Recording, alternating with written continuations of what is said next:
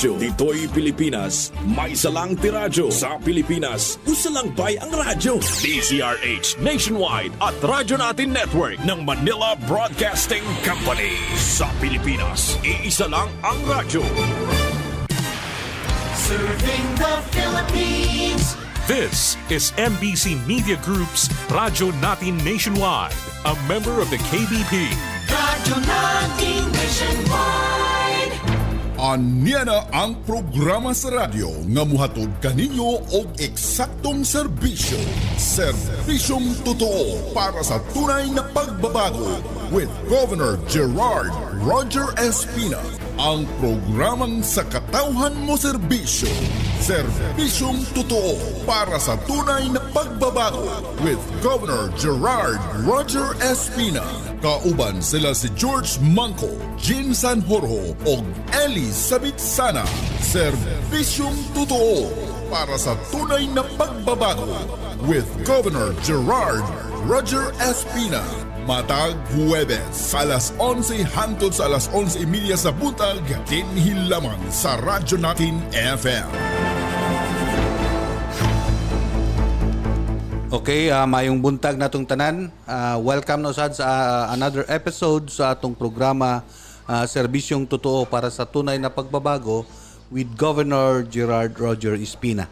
Adlaw karon nga Huwebes, Pizza 20 City sa bulan sa Hunyo 2024. Mayong buntag sa atong mga suking tigpaminaw hinaton tang inyo kaming ubanan karong buntaga sa atong 30 minutos nga tulumanon. Mayong buntag. Good morning mga biliranon, mga tigpaminaw nining atong programa Serbisyong Totoo para sa tunay na pagbabago with Governor Gerald Roger Espina. Good morning. Yes, Sir Eli, ato lang inform atong mga kaigsuunan kay basig mahibong mo diri ang atong usa ka kauban si Sir George Manco kay murag do na naglain ang iyang paminaw. So nagpahuway siya. So get well soon, Sir George Manco. Siguro naminaw siya karon sa atong programa. Mga kaigsunan karong buntaga supposed to be ang atong guest mao si Sir Ryan Arpon, supposed to be ang atong head sa atong Local Economic Development Investment and Promotion Office atong provincial capital. Apan tungod kay do na siya travel, dili siya available. So karong buntaga atong makauban ang acting jail warden sa atong Naval District Jail sa BGMP, si SGO2 Ray si Cabalhin. Niya siya karon kay doon na sila murag gitawag nilang radio hopping tungod sa dunay celebration sa karong buwana about sa pag hatag og mga kasayuran sa atong mga kaigsunan sa tibok Pilipinas about sa ilang mga activities sa BGMP. Mayong buntag Sir Ray Cabalhin. Mayong buntag Sir Jane o Sir Eli. Sa mga suking tagpabinaw sa radyo natin sa FM 103.9 Nabal o sa segment sa Serbisyong Totoo para sa tunay na pagbabago with Governor Gerard Roger Espina. Dia meron isip representative sa Bureau of Jail Management and Penology sa amo ang Chief BGMP na si Jail Director Roel S. Rivera ug sa bag-o nga leadership sa ato ang bag-o na Regional Director sa Region 8 na si Jail Senior Superintendent Bernardo M. Sanchez ug sa among Acting Chief Regional Community Relations Service na si Attorney Richard O. Banaldia. Dako ko among kalipay na kauban kamo karon sa segment sa Serbisyo Totoo para sa tunay na pagbabago. Aron na amon ipaambit ang mga misyon o programa na tinguha na pagpatuman sa hustisya o pagpadayon sa kalinaw o pagpanalipod sa kaayuhan sa atong komunidad. Ang BGMP dili lamang usa ka institusyon nga nagbantay sa mga priso. Apan usa-usab kapartner sa komunidad alang sa rehabilitasyon o reintegration sa atong individual na mga nagkasala. So daghang salamat sir sa radyo natin sa pag-imbita sa amo. Yes, Sir Eli, dili lang ning maong higayon nga ato ni siyang na-encounter kini ang BGMP.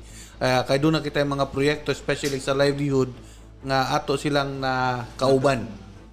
Like katong mushroom production.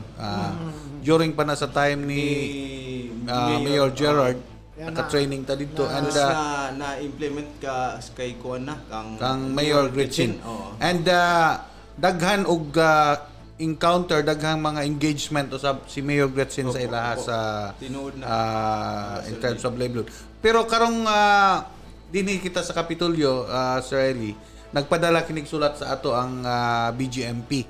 And through Ma'am Saboy, nag-request nga silang training and ato kining ipaabot sa atong gobernador kay inyong nakitaan nga unsa ni ka-eager. In fact, bag-o lang nakadawat ang atong governor, ang atong provincial government through the leadership of Governor Gerard sa award, sa Walang Gutom Award dito sa Malacanang, Sir Eli.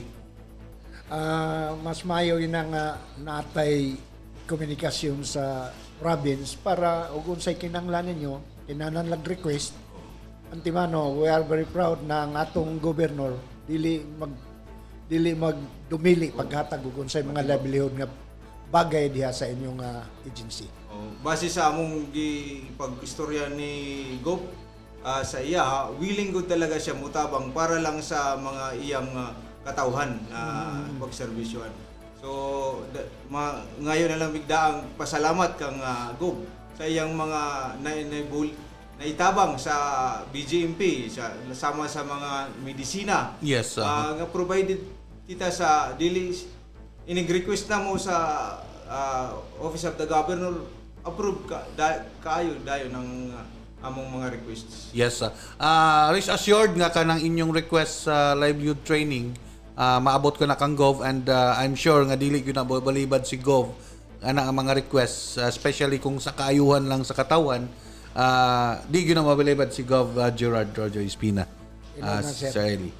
Kay karon sa administration ni Gov, daghan kayong mga programa nga dapat i-disseminate nato sa mga katawhan para nga maka-avail gud sila sa makatamasa sila unsay mga kaayuhan. Sa pagpamatuod gud ang BGMP naapoy programa nga gi-share sa aron ma-implement ba sa province sa biliran. Ang among kuan ang aftercare program ba namo, ang reintegration program giawhag namo ang mga local executive ba nga mag-provide og palisiya para sa mga katong nagbag-una ba na i-release na gikan sa BGMP aron naa sila sustainable nga pakabuhi sa gawas. Kay kasagaran manggod majority manggod sa nakalaya na murag mubalik lang gihapon tungod sa kalisdanan o kaway siguruhan sa pakinabuhi. Mao to nga ang BGMP nagkuhan gud og mga skills training aron naay antiguhan ang mga PDL nato sa paglaya na. Paglaya na.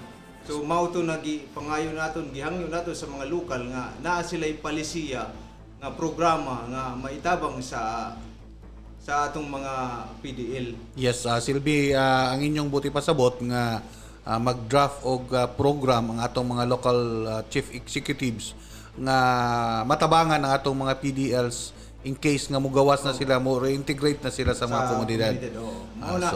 So far ang mga local executive willing good talaga sa atong programa sa BGMP mag-support. So naanata sa Nabal, naanatay ordinance sa Nabal.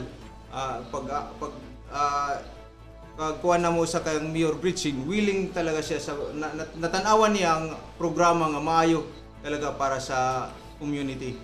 dako among pasalamat kang Mayor Gretchen na tanan pod gihapon namo nga request dili gihapon niya balibaran. So ang sa pagkakaroon Sir Ray, ang inyong programa about livelihood and skills training, asa ninyo nakafocus? Nagsige ba nabaka mo yung mga gihimo karon nga mga skills training or unsa nga mga education activities? ALS na ba mo ALS karon? Natay ALS Sir si Jane as pag matuod ana last month ba to or natay nag-graduate nga 18 napulo sa elementary o 8 sa junior high school ang nag-graduate. Yes, maayo. Actually, ang atong governor nag-promote kani siya karon sa atong mga local products. Kaya ang gusto gyud nga mabuhi, makasustain ang atong mga local industries dinhi sa probinsya sa Biliran. In fact, kana ganing mga okasyon ug naay mga events, uban pang mga kalihukan, ang iyang gusto nga ang mga local products maoy atong gamiton, maoy atong itangkilik. So in support niya na iyahang gisuportahan ang mga producers, ang mga organization, associations nga nagproduce og mga local products aron ma-enhance pa gyud ang ilang production. So giagi kini through sa Local Economic Development Investment and Promotion Office sa atong provincial capital. In fact, siguro ang atong BGMP makatabang niini nga maong kanang programa kay sa ako nang natanawan do na mo yung mga gi-develop sa mga local products. In fact, mga maayo, mga quality ang mga produkto niya na kay diha man gyud sa sulod gitrabaho. In fact, di ba mubisita mo kang Gov Gerard kanang iyang gilingkuran gikan na dito sa kanang Bilibid Muntinlupa. Ipalit niya and very fine quality ang pagkatrabaho lig-on ug nindot sad siya nga pagkahimo kay ang mga skills talaga sa BGMP matutukan man gud nato ang quality sa ilang paghimo kay naara man sila sa suod kaparti naman pud sa ilahang daily nga routine na inig wala na sila mahiibo dito na sila sa ilang skill magtrabaho. So medyo may perfect ang quality niya inig so kanang among mga products pod na natay mga livelihood products din sa BGMP ron katong mga plastic ratan natay mga bag mga pouch mga so available na dito sa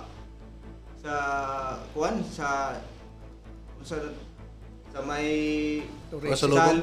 dito sa may Pasalubong Center. Sa Pasalubong Center. Mga ni may nakita ko na tong pag-province anniversary natin. Opo. Murag may nakita ko ditong mga display. Pwede sad na Sir Ray, kaning inyong mga products, pwede ninyo i-approach si Sir Ryan Arpon para inyong ma-display dito sa iyang office para for promotion purposes. And pwede sad ninyo ma-develop pag additional inyong produkto and pwede mo ka-appeal sa mga trade fair nga pasiugdahan sa atong provincial government. Kay daghang mga trade fair nga atong sa usa ka tuig ang gusto gay ni Gov Gerard, daghan mga trade fairs ang mahitabo kay aron daghan ang masigasig ang ang gitawag nato og paligya sa mga produkto, ang promote sa mga produkto. Kay in fact ang atong kadiwa nakita ninyo ang atong mga agricultural products daghan ang mga kanang utanon ug uban pang mga produkto like kanang saluya gani kanang powdered na singan kanang nga powder ng aluya ug uban pang mga products cocoa sugar kanang banana chips ug uban pang mga produkto gi-promote na gusto gyud nga i-promote ni Gov Gerard ang mga local products nato dinhi sa probinsya sa Biliran. Ang mga tanan lang ko sir, na mo yung mga finished product na ready for Naanati sir, naanata sa mga nakahimo na dito nya kung gusto pud na mag-order sila, muadto lang aron mahimuan pud sila og usay kay na may design pud nga gusto, pwede pud nilang istorya lang sa maghimo dito kay namatay is charge ana sa ang programa sa BGMP basta party sa kaayuhan sa PDL natay tinatawag namo nga sa section na welfare and development. Kana siya mao'y nakatutok sa atong mga skills training, educationals nga behavioral modifications. Spiritual kuan sila ay nakatutok ana. So bali dili lang ta nakatutok sa pagpriso sa ilaha, pag-contain sa ilaha.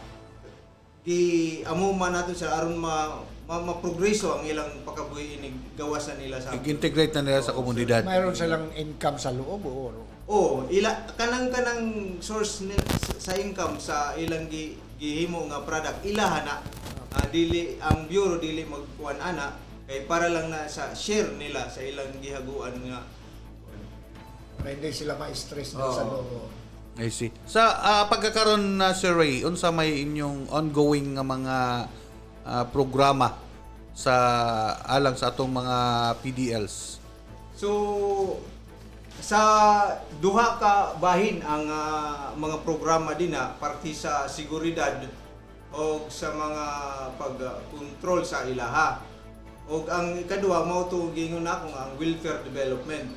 Sa seguridad nga parte gi-implement gud nato nga walay kontrabando nga makasulod sa atong mga sa pasilidad no sa kuan na pag matuod ana permita mag-rehound with PDEA aron na dili gud bisag gamay nga makasulod nga droga sa aton mga BGMP facility Illegal. oo sa aspito sa seguridad na. Kunya natay mong programa gihapon ana sa mga to decongest ba kay mudaghan naman pud ang atong kuan sa jail maghuot-huot na pud. So ang atong paralegal magkuang gud nga aron sa mga early release nila aron kuan. So ang part sa WD mao na tong akong giingon nga naatay mga cultural and sports program. Unsa WD sir? Welfare and development. Welfare and development. No, para sa mga PDL nato. Ang so far ang facility sa BGMP medyo gamay man, no? Dili gud luag. So ang among kuan din sa sports sa basketball, murag mini basketball lang siya court.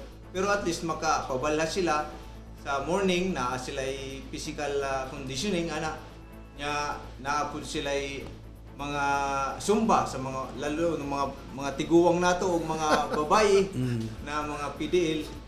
Mao na ang atong kuan dito sa cultural sport og sa katong ingon nako nga educational og skill development katong atong sa TISDA ng mga offer nila. So far ang request namo sa year karon nga kuan na program sa TISDA mao to ang kuan ang masonry. Oo. Masonry and massage therapy. Health wellness. Health and wellness. Then napatoy Mechanics. Small engine ana. Small engine mechanics sa mga motor. Mao tay at gihuwat lang nato pud ang approval sa murag sa province siguro to natis da namo na kuan. TISDA PO. PO. Actually, usasad na sa atong hingyap sa atong governor nga ang atong probinsya Puhon magkaada na og provincial training center. Puhon at gi-work out na nato and Puhon ma-realize na gyud na ang atong kanang PLG run provincial run PLG run training center. So ang atong kuan Sir Ray, ang atong mga kanang PDLs sa pagkakaron pila ka mga produkto ang inyong presently nga available nga inyong gi-market? So kuha na sila duha pero lain-lain nga klase sa tulo di ay natay rag kanang cloth nga basahan ang tawag na. Tulo di ay na sa plastic ratan ug sa rag ug sa katong recycled materials pero mao gyapon pouch ug bag siya. Kanang recycled materials programa na pud na sa resiklo sa lungsod sa Dabal. So katong mga plastic na kuan iari sa amo himuon namo og mga pouch og mga bag ana. So at least nga nagsige mog manufacture, sige mog market ana nga mga produkto. Unsa daay nga celebration niyo karon nga buwan, Sir Ray? Bali sa Community Relations Service Month namo ika-13 nga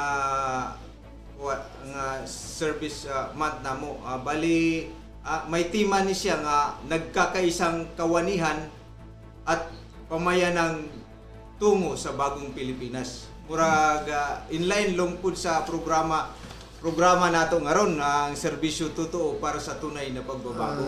I see. So actually dako gid atong pasalamat dako kayong achievements sa atong provincial government.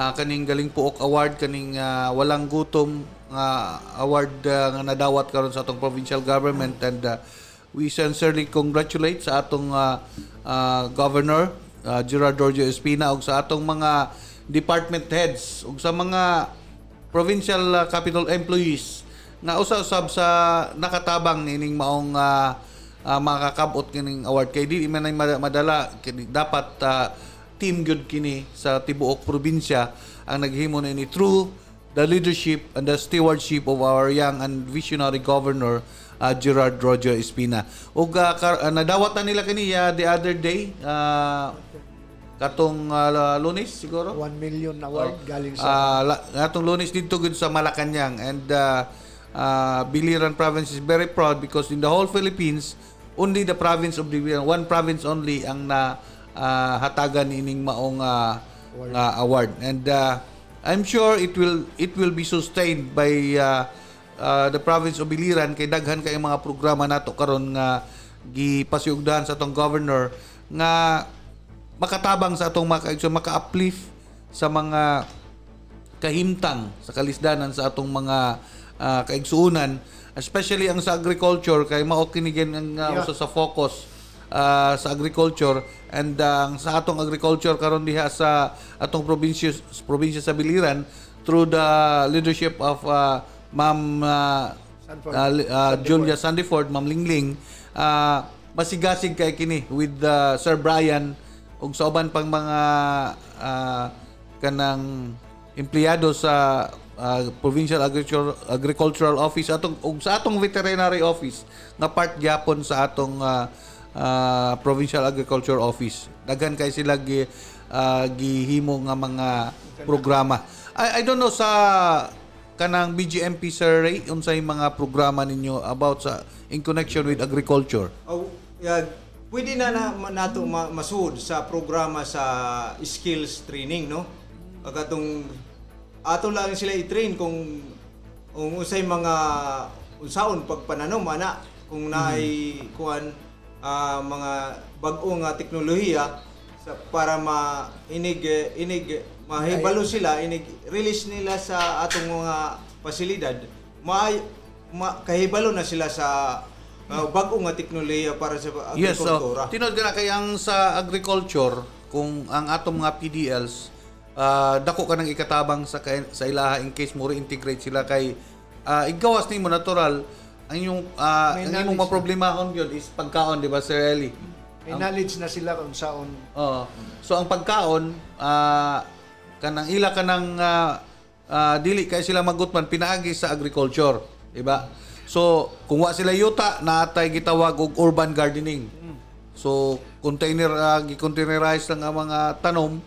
Nya karon, Sir Jing, na po'y programa ang agriculture, muhatag silang mga seedlings o abono, pero kinanglan mag-training ka muna. Yes, so in case nga mo ma-reintegrate na sila, pwede na sila ka-avail ang mga programa unya. Na sila know-how or knowledge sa samtang naa pa sila sa sud sa kana nga mga aspects agriculture. Mao na din ha kaparte na pud din ha sa programa sa reintegration policy namo nga gihangyo sa mga lokal. Mayo ng programahan niya sa sulod. Kay ang usa sa target nini nga kuan is the food security. So kana nga mga programa sa atong provincial government daghan kay sa mga program ang atong governor in line with food security program. So ang kanang aspect sa food security kung ato nang ma-introduce ngadto sa atong mga PDLs, pwede na nato i-conduct og mga agricultural trainings aron mahatagan sila og kanang hibaw knowledge about sa agriculture. So in that way kuan na sila din na sila magutuman once nga nana sila sa gawas. Ikaduha, Sir Ray, may programa ang provincial government na halimbawa di naman puro lalaki ang atong nasa sud. Na training sa cooking. Pwede mag-cooking pag gawas, pwede sila magluto-luto na kung kanang siya kay under man na sa livelihood and skills dito sa sud gitawag na namo og non-skills training. Naapon sila dito mag-train ang WD and welfare development namo.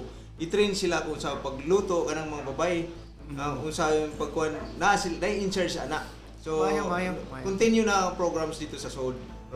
So katong request ni Ma'am Saboy ato tong ipaabot sa atong governor atong letter, and I'm sure nga mahatagan yung niya aksyon, and napag yun ay mga additional siya nga mga vision o kung sa iyahang plano about sa mga PDLs nga kanang mugawas. I don't know og nakahatag na mag-request about sa intervention sa mga PDLs nga to sa atong provincial government. Nahisgutan na namo dito sa Peace and Order Council. So gihuwat lang siguro ang local na i-review siguro dito sa Sangguniang Panlalawigan ana siguro ang policy. Siguro. So ang kuan ang request ni Ma'am Saboy huwat-huwata lang kay ato nang i-present dito sa atong batanon nga governor aron sad mahatagan kinig aksyon aron sad ma-implementaran og bag-o nga mga programa ang inyong mga PDLs. Sa pagkakaroon pila ka PDLs ang inyong sa pagkakaroon na tay 132 sa tibok probinsya Biliran ang nasa kustudiya sa BGMP 132 na sila. So segregated na sila per crime offense nila. So dili nato tampuhon ang droga ug ang lain na dili pa mo overcrowded diha ang PDL. So far kung sa standard sa UN standard murag congested na ta, no? Pero kung ibase nato sa bidding capacity niya kay ang sistema dito tuluman kadik mo. So maarang pa siya up to 200. Yes. So daghan pa ta tagisgutan sa Eli. Yeah. Sir Ray, pero atong panahon limitado man gyud. Doon na lang kita 30 minutos ni atong programa. So nagpasalamat kami sa imong pag-guest karong buntaga. Pwede ka makahatag og parting statement sa atong mga kaigsoon nga naminaw karon. Daghang salamat sa inyong mga pagdawat kanako karon dinhi sa paghatag kaninyo og higayon nga mapaila ang Bureau of Jail and Management Penology sa atong komunidad. Og nagpasalamat pud mi sa programa sa serbisyo totoo para sa tunay na pagbabago ni with the Governor Gerald Rogers Espina og sa 103.9 ng Nabal radyo natin ni Sidwayta live galing taron kuno sa Facebook. So ang BGMP nagtinguha gud og mapalambo ang kaluwasan og kaayuhan sa atong mga person deprived of liberty katong mga individual nga gikawangan sa sa kagawasan pinagi sa mga programa nga naghatag og edukasyon, skills training ug mental health support. Yes. Okay. Okay, so salamat kay Sir Ray and wana murag nilapas na sa atong oras. Sa ngalan sa atong Governor Gerard Rogie Espina ug sa atong PIA Head Attorney Ed Igano, kami manamilit kaninyo hantod sa sunod gayon sa samang takta og istasyon hinaut ninyo gyapon kaming sundon. Kini si Jean Sanoro, maayong buntag. Kini si Elizabeth Sana, may buntag. Dagan salamat. Salamat.